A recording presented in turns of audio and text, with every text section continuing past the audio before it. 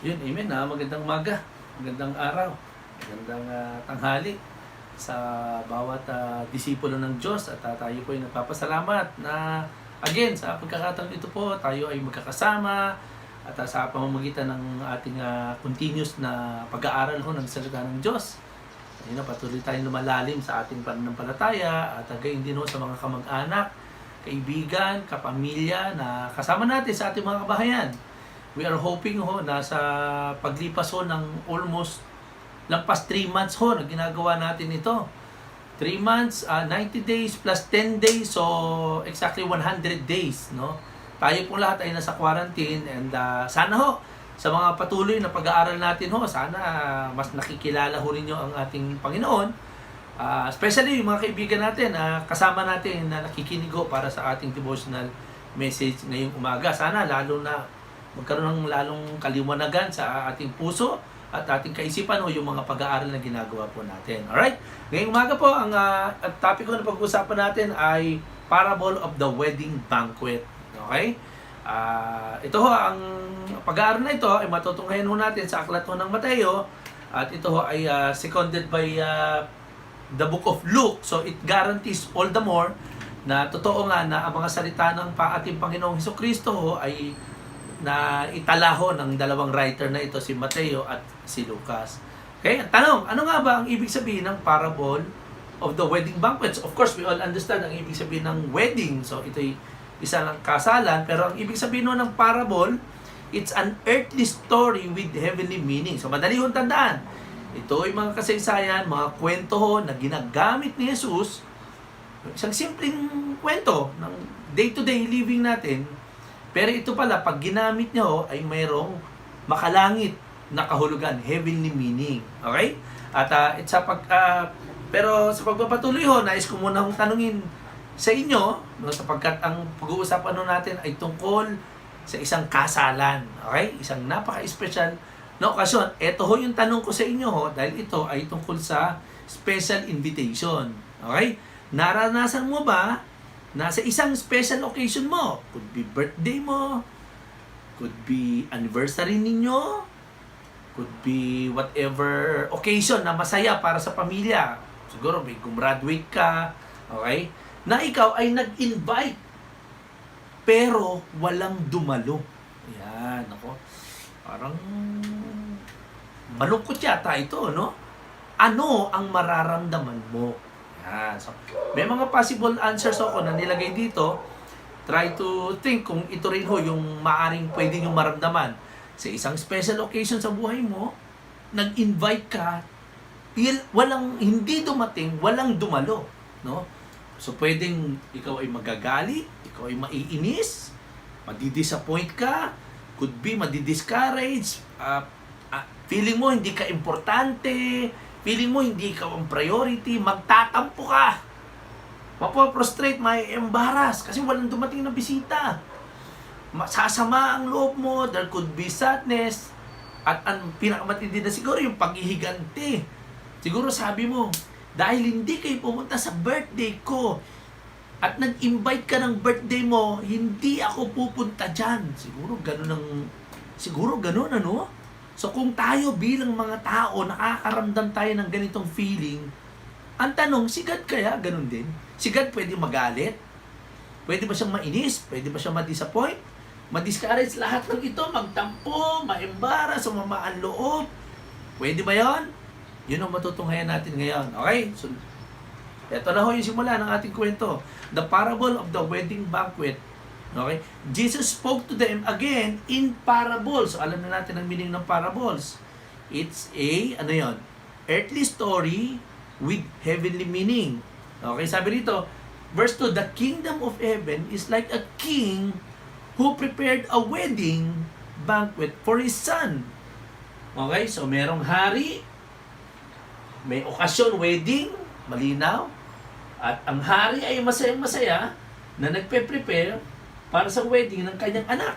Mamaya kikilala natin kung sino itong mga ito, ha? Okay. Anong ginawa niya? Dahil sa sobrang excited niya, siya ay nagtawag ng kanyang mga servants. At ang sinabi sa servants, i-invite ninyo sila. mga espesyal na mga kaibigan ko, i-invite ninyo. Ito nangyari. He sent his servants to those who had been invited to the banquet to tell them to come. Pumunta kayo. Kaya lang, ang problema po, they refused to come. Ayoko. May ganon nangyari, no? Ayaw. Hindi. They refuse. Okay? So, ano nangyari? Next. Okay? Next, eksena.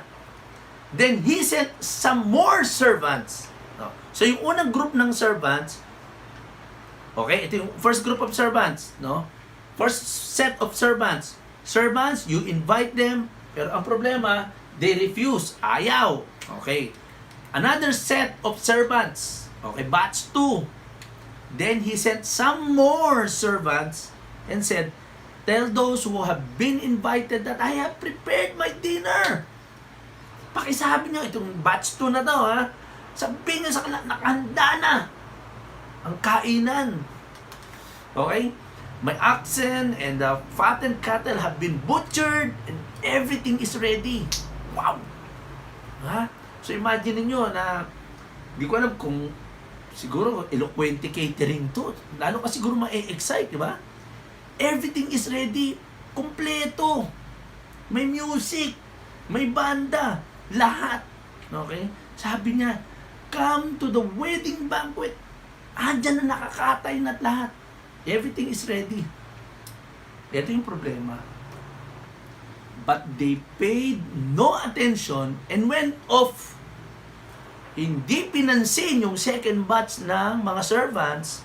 They paid no attention. Inisnab. And went off. Nag-alisan. Okay? Yung isa, one to his field, another to his business. Aba, may mga ganun pala, no? Na hindi binigyan ng importansya, mas inintindi pa yung field. Kanyang bukirin. Yung isa naman, ay, nako, kabuhayan. Okay? Sa Luke, sabi nga kanina, di ba, merong Matthew, pero may version din si Luke, no? Sabi dito, but they all alike began to make excuses. The first said, I just bought a field. I must go and sit and see it. Please excuse me. Okay? Ano yung unang excuse? Sabi dito, ano sabi niya? Kakabili ko lang ng lupain. I must go and see it. Kailangan kong pumuntahan nyo. Kailangan kong makita yun. Okay? Please excuse me. Okay. Analyze. Analyze natin. Analyze. Etong isa, siya to. No? Nakabili siya. One to his field. Kung titignan mo, ang wedding, special occasion, invited by a special friend, hindi naman magtatagal ng, hindi naman siguro 1 hour, 2 hours, no? 3 hours, party, masaya, gathering, pagsasama. Pero, ginamit niyang reason yun para hindi siya makapunta. Sabi niya, please excuse me. Kung titignan natin, parang mababaw. Bakit? Kasi unang-una yung lupa mo, hindi naman mawawala yun. Ito special occasion to. No? So medyo mababaw.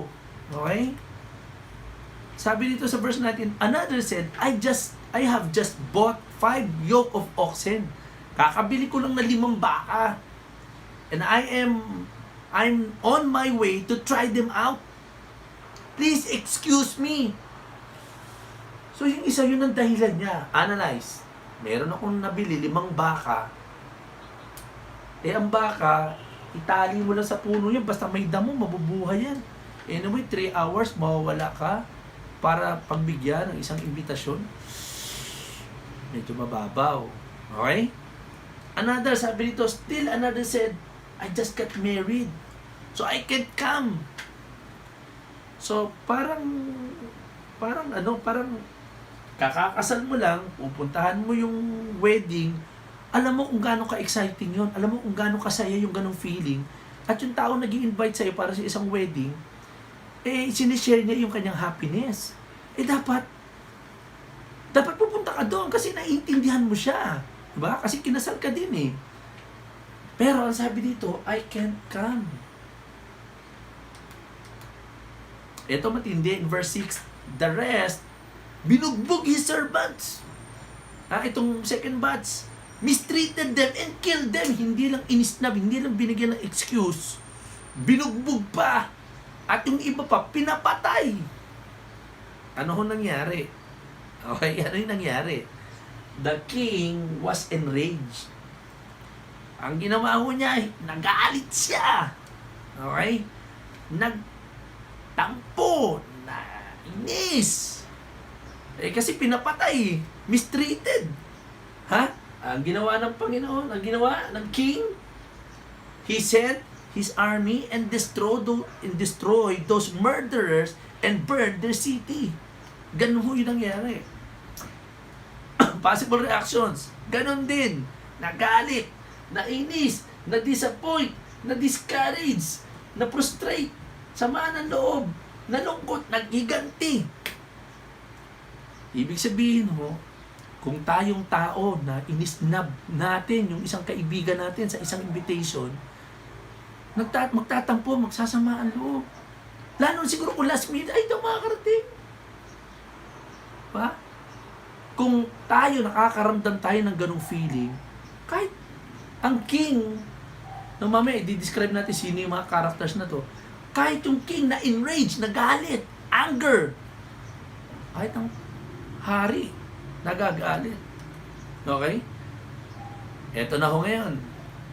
So, nabugbog, pinatay. First batch, wala. They refused to come. Second batch, binugbog, pinatay. Okay, ito, third batch. Then he said to his servants, the wedding banquet is ready. But those I invited did not deserve to come. So go to the street corners, third batch, third sets of servants. Go to the street corners and invite to the banquet anyone you find.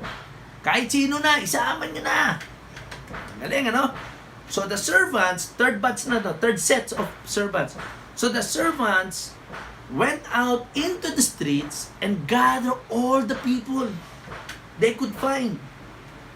The bad as well as the good. And the wedding hall was filled with guests. Wow, ang saya. Napuno. Okay? Ano nangyari? Go out quickly into the streets and alleys of the town, mga singit-singit, mga sulok-sulok na yan. And bring in the poor, the crippled, the blind, the lame. Lahat na, isama nyo na. Pati na hindi na lahat kung sino sinusulok-sulok. Pati yung mahirap, yung lumpo, yung bulag. Lahat na, isama nyo na. Galing, ano? Sir, the servant said, what you ordered has been done, but there is still room. Then the master told his servants, go out to the roads and country lanes and compel them to come in, so that my house will be full. According kay Luke, kasi ito, kanina, okay? Kay Matthew, no? Pero kay Luke, also supported yung writings ni Matthew. Okay? Gawin natin, i-describe natin yung mga characters. Okay? Yung king, yan po si God. Okay? Yung groom, which is yung son, siya po si Jesus. The occasion is wedding banquet. Okay? Ano po yung wedding banquet? Since ito ay earthly story with heavenly meaning, ibig sabihin niya, ito yung God's second coming. Okay? Bride, sino yung bride? Sino yung ikakasal? People of the church, the disciples and Christians. Okay? Ikakasal tayo kay Jesus. Okay? First invitation. Okay? First invitation. Sino yung mga unang in-invite? Israelites. The Jews. Those people who were called people of God. Mga espesyal na tao to para kay Kristo, para sa Diyos, dahil ito yung mga taong niligtas mula sa Egypt, no, mga Israelites. Okay? Sino yung mga nag-invite sa kanila? First set of servants, sila Moses, sila Abraham, sila Isaac, sila Jacob, and all other prophets. Okay? Yung second set of servants, apostles, si Peter, si James, si John, si James, di ba? Si Paul, ha? Si James uli. Special talaga tong James na to sa akin, okay? Etc. Apostles, okay? Second set, anong ginawa nila? Binugbog, pinapatay. Nagalit si God. Okay? Now, ito na yung huling, ito na yung third set. Ha? I-invite nyo na lahat, kahit sino na. Lahat ng mga kabahayan, i-invite niyo. Ito yung third set of sets of servants, members of church, mga Christians, yun yung mga disciples na. Tayo na ito. Okay? Nakita niyo po, yung mga characters na involved sa, kumbaga sa pelikula, yun. Okay? Verse 11, but when the king came in to see the guests, he noticed a man there who was not wearing wedding clothes. He asked, how did you get in here without wedding clothes, friend? Okay? So ito yung time na nag-gather ang lahat ng tao, napuno ang hallway, napuno ang lobby, yung plenary nila napuno. At nang bumaba yung king, meron siyang napansin na hindi nakasuot ng wedding clothes. Meron palang required na attire. Okay? Sa aking research po, ang sinasabi ko sa Revelations 19, merong required na dress code. Sa Revelations 19:7-9, ang sinasabi dito, let us rejoice and be glad and give Him glory. For the wedding of the Lamb, which is Jesus, has come and His bride has made herself ready. Okay? So ang bride, which is tayo to, no? In verse 8, fine linen, bright and clean, was given her to wear. May kasuutan, yung her, ito yung bride. Yung mga, okay, members of the church, merong required na dress code. Itong fine linen stands for the righteous acts of God's holy people. Yung palang mga righteous acts, mga katuwiran, matutuwid, no, na ginagawa ng mga disipulo. We are God's holy people. Yun pala ang ating kasuotan. No? Yun pala nagsisimbolize ng fine linen na yun. That serves as, yun ang dress code. Okay? Nakita niya na itong isang ito, hindi naka-fine linen. Balikan natin. Sabi dito, he noticed a man there who was not wearing wedding clothes. Ang wedding clothes is yung fine linen. Ibig sabihin, walang righteous acts of righteous acts of God's holy people. Nakita niya na itong taong ito ay walang kabanalan, wala sa katuwiran ng salita ng Diyos. Yun pala ang nagsisilbing kasuotan natin, pagharap natin sa second coming. Yun po ang sinasabi dito. Ano nangyari? Balikan natin yung tanong, how did you get in here without wedding clothes, friend? Friend pa. Okay? Ang sagot nung taong ito na hindi nakabihis pang kasal, ano sagot niya? Ang sagot niya ay wala siyang maisagot. The man was speechless. Okay? According kay Adam Clark, no? Sabi ni Adam Clark, according sa kanyang commentary, he had nothing to say in vindication of his neglect. Wala siyang masabi, okay, dahil sa kanyang pagpapabaya. Pinabayaan niya ang sarili niya. Okay? He had no excuse. Alam mo yun, yung pagka halimbawa may hold-upper, huling-huli sa akto, tapos hinuli ng pulis na gano'n. Pag alam niya kasi guilty siya, nakagano lang yun. Pag tinatanong, hindi sumasagot. Speechless. Kasi alam niya sa sarili niya, may mali siyang ginawa. Okay? He had no excuse. There was a garment provided, but he neither put in nor applied for it. Hindi niya isinuot, okay, ang kabanalan, ang katwiran ng Diyos. Okay? He neither put it on nor applied. Hindi niya rin in-apply sa buhay niya. Nakinig lang siya na nakinig. Pero baliwala. Christ died. The sacrifice was offered for him. The ministers of the gospel invited him. The Holy Spirit guided him. He might have been saved, but he was lost. He was not. He was not saved. Inoffer sa kanyang kaligtasan, pinaliwanag sa kanya ang sakripisyong ginawa ni Jesus. In-invite siya ng mga ministers of the gospel, ang mga disciples. Nandyan ang gabay ng Holy Spirit na sana nagbigay ng ligtas sa kanya. Pero unfortunately, hindi siya nag-respond. Binaliwala niya. He refused the invitation. Ganun po kasi yung nangyari dito. At nang dumating ang second coming, ang wedding, kasama ka sa in-invite, tatanungin ka ni God, bakit hindi ka nakasuot ng damit pang kasal? Okay? Ano nangyari? Then the king told the attendants, tie him hand and foot. Itali mo. Sa kamay at sa paa, and throw him outside into the darkness where there will be weeping and gnashing of teeth. Nandun ang kapighatian, kung nasaan nandun ang pangangalit ng ipin. Sa pagdurusa, yun ang sinasabi dito. Impyerno na ho, ito pinag-uusapan dito. Sa Matthew 25, meron din sinasabing similar, no? And throw that worthless servant outside into the darkness. There will be weeping and gnashing of teeth. No? So, jump tayo to chapters, pero may similar case na ginamit din ho itong salitang ito. Pero ito, may word na worthless servant. Outside. Throw that worthless outside. Medyo masakit po ito. Pero ngayon ho, tinatawag tayo ng Panginoon. Iniimbita tayo para hindi ho tayo umabot sa ganito. You know, this is about God's invitation. Ilang beses ka nang binigyan ng opportunity na lumapit tayo. And today, yun din po ang aking pakiusap, ng aming pakiusap sa inyo. Ang Diyos ay tinatawag kayo, iniimbitahan kayo.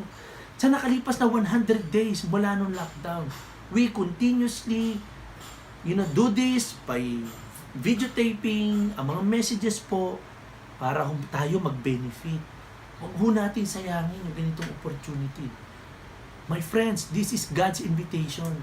Iniimbitahan tayo ng Diyos na sumama sa kanyang wedding, sa isang special occasion. At magbihis tayo sa katwiran ng Panginoon at maging ariin tayo bilang God's holy people. Okay? In the end, sabi ho dito sa Matthew 22, for many are called or many are invited, but few are chosen. Maraming tao pupunta, darating. Pero pipiliin lang po ng Panginoon. Gusto natin na sa invitation po ni God, isa kayo sa naimbita at isa din kayo sa napili. Kailangan lamang po na isuko ninyo ang inyong puso para mas makilala niyo ng lubusan ng Panginoon, ang ating Diyos. Magpa-study po tayo ng Bible. Kilalanin natin siya ng gusto. Marami pa po tayong hindi alam tungkol sa kabutihan ng Diyos sa bawat isa sa atin. Amen? Sa Matthew 11, sinasabi sa 28, come to me all you who are weary and burdened. Kayo ba'y napapagod? Kayo ba'y nabibigatan? Ang sabi dito, kayo ba'y nahihirapan? Nasabi dito, come to me. Iniimbitahan po tayo ng ating Diyos. Lumapit tayo sa Kanya. Sabi rito, come to me all you who are weary and burdened, and I will give you rest. Alam mo ninyo, kapag tayo po gumagawa ho ng kasalanan, may kabigatan po sa ating kalooban niya. May katigasan ho yan sa puso natin. No? Hindi ho kayo makakapagpahinga niyan. Pero ang imbitasyon po ng Diyos, I will give you rest. Magbibigyan ka niya ng kapahingahan ng iyong kaluluwa. I'm sure, pagod na kayo. I'm sure, hirap na kayo. Pero hayaan niyo po ang salita ng Diyos ang mangusap sa inyo ngayon at sinasabi sa inyo ng Panginoon, Come to me, all you who are weary and burdened, and I will give you rest. Bibigyan ko kayo ng kapahingahan ng inyong kaluluwa. Sabi sa verse 29, take my yoke upon you and learn from me. Learn from me. Matuto tayo mula sa Panginoon. Para sa kanyang kabutihan. Para maramdaman mo ang kanyang pagmamahal. For I am gentle and humble in heart, and you will find rest for your soul. Yung rest na ito po yan. Find rest for your souls. Pagod na po ang inyong kaluluwa. Kailangan na po, hinahanap na po kayo ng Diyos. Iniimbitahan na kayo ng Diyos. Sana po, makapag-decide kayo, mag-aral po kayo. Yun yung taong katabi ninyo ngayon. Alam mo ninyo, kaya ho niya kayo iniyaya. Kasi mahal ho kayo niyan. Kung hindi ko kayo mahal yan, hindi ko kayo kasama sa pakikinig na ito. Ibig sabihin po, nagmamalasakit ito sa inyo. Kaya samantalahin po natin para magkaroon kayo ng tunay na kapahingahan ng inyong kaluluwa. Amen? Yun ang Seniors Devotional Parable of the Wedding Banquet. Sana po marami tayong natutunan. Maraming salamat po, and to God be the glory.